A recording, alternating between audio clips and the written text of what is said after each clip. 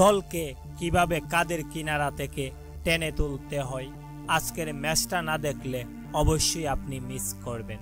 ভারতের বিপক্ষে তাওহিদ হৃদয় ও জাকের আলী অনিকের এমন সাহসী ব্যাটিং দেখে লাইভে এসে কি বললেন সাকিব আল হাসান। হ্যাঁ প্রিয় দর্শক, বিস্তারিত দেখুন প্রতিবেদনের বাকি অংশে। 0-0-5-0-25 এটি আজকের ম্যাচের টপ 5 ব্যাটারের রানের সংখ্যা। তানজিদ হাসান তামিম ও মেহেদী হাসান মিরাজ ছাড়া টপ 3 ব্যাটার সৌম্য সরকার, নাজমুল হোসেন শান্ত ও মুশফিকুর রহিম রানের কাতাই খুলতে পারেননি।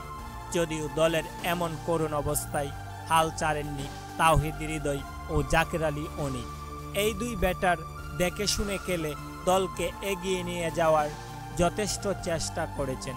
আজকের ম্যাচের সেরা জুটি এই দুই ব্যাটারের হাতেই এসেছে। তবে দর্শক, এবার জাকের আলী অনিক ও তাওহিদ হৃদয়কে শুভকামনা জানিয়ে সাকিব বলেন, এই দুই ব্যাটারই পারবে বাংলাদেশকে এগিয়ে নিয়ে যেতে, কারণ তাদের আত্মবিশ্বাস রয়েছে, তাই তারা আজ এত বড় একটি গুরুত্বপূর্ণ ইনিংস খেলতে পেরেছে।